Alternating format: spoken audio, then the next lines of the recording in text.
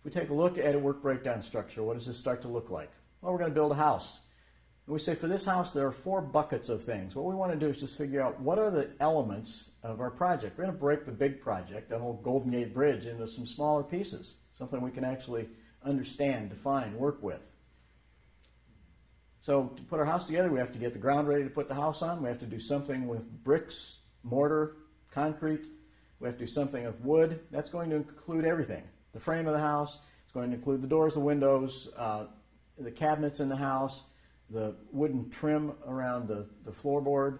All the things that have to do with wood are going to be in that category, and then finishing work will include everything else. So we'll have plumbing, electrical work, anything in there.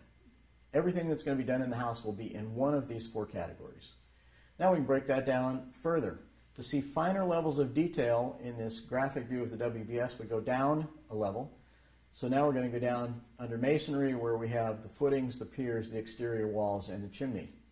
Everything has to do with bricks, concrete, mortar will be in one of those 4 areas. We're going to take a look at a book project. This is a book project. We're going to do a book project, and we're not just going to write the book. This is everything from concept to delivery, everything from the initial book proposal all the way through to when this book is sitting on somebody's coffee table in their house.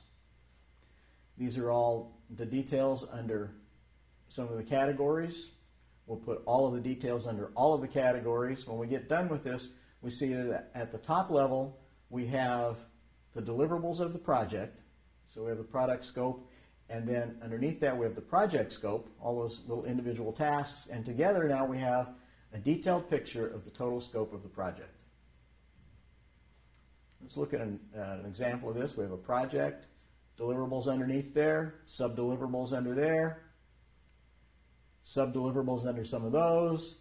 We finally get all of our deliverables laid out here and say this is the top level. These are the things that this project will actually provide. These are the products, the services, the information, the results that will come from this project. And then underneath each one of those, we'll have major groupings of work. And under those major groupings of work, we will break those down eventually into detailed tasks. Project activities, detailed tasks. We keep breaking these things down further and further and further to get to that detailed task level.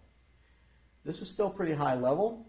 This is a picture of the scope of the project, at least at some level, where we have all of the deliverables across the top, and then we have large groupings of work under each one of these deliverables to show us that there's some work we have to do on this project.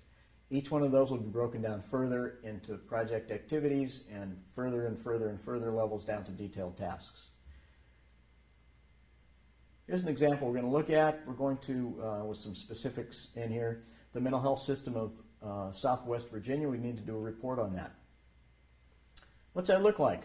We have to do some kind of an analysis of current institutional care, current community-based care. We have to do a budgetary analysis, and we have to finally do a report on this thing. You'll notice that there's some numbering on here. As we go down different levels, we start to see that these numbers get longer. So if we look at element number 3, underneath there it has 2 elements, 1 and 2.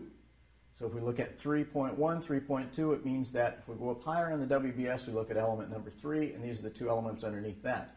If we look at 3.1.1, 3.1.2, it means that under element 3, way up there in the WBS someplace, underneath there's 3.1, and underneath that, now we have 2 elements underneath that.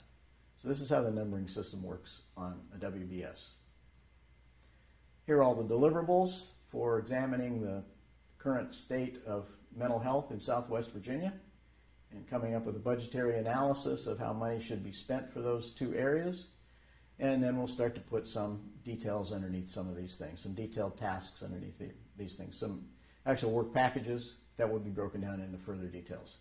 So here we have a pretty high level still of what this project is going to look like. There's a lot of work that's going to be involved here.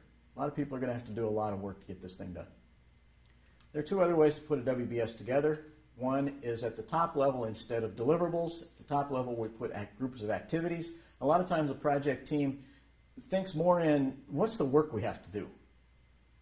And then sometimes we can put this together as a phase-based WBS too. What's the first phase, second phase, third phase we have to do. So here's one that's an activity-based WBS. Here are all the different activities that we might have to do instead of the deliverables. And then we have 2 elements underneath there. 1 and 2. So if we look at 3.1, 3.2, it means that if we go up higher on the WBS, we look at element number 3, and these are the 2 elements underneath that. If we look at 3.2, 3.1.2, it means that if we go up higher on the WBS, we look at 2 elements underneath that. So this is how the numbering system works on a WBS. Here are all the different activities that we might have to do instead of the deliverables. There's more activities under this one. What happened to the deliverables? They're still there, but if you use an activity-based WBS or phase-based, it's a good idea to keep your list of deliverables out and keep them clear, because they're still in here, they're just not easy to find. Phase-based WBS. A lot of times you see one that looks like this: design, test, build, implement. Here's one from one organization that provides products to other companies. And they say, well, first thing we have to do, is anybody even going to buy these things? So that's the business analysis. Then they say, yeah, this looks like it's something somebody will buy. So now they have a commitment to do this. Then they develop this thing, they get it ready for release, and then it's finally they start selling this thing, the commercialization of it. And then they'll have some other details underneath there. Levels 1 and 2. More detail underneath there. And here we're getting very detailed. So again, this just want to show you that we start at the top level, big pieces, break this down further and further and further into finer levels of detail as we move forward. How detailed are we going to get? Stop at whatever level you think is enough so that you can assign this task to a person or a group, and they can go do this. A rough guideline is 4 to 40 hours. Nothing shorter than 4 hours, nothing longer than 40 hours. This is only a guideline. If we look at DuPont, for example, if they build major production facilities, you're going to very rarely see anything on their WBS that's less than an 80-hour task. If you look at Duke Power in North Carolina, when they go in to refurbish a substation, they have to get in there, get that thing done rapidly. They have a lot of their tasks broken down into 15-minute increments. So do whatever works well for your organization. We also can start to take a look at the detailed costs of the human resource part of the project. This is our first opportunity to see what's involved with the human resource part of the project and the costs for that. We can also use this information later on when we start to track the project, track and control the project.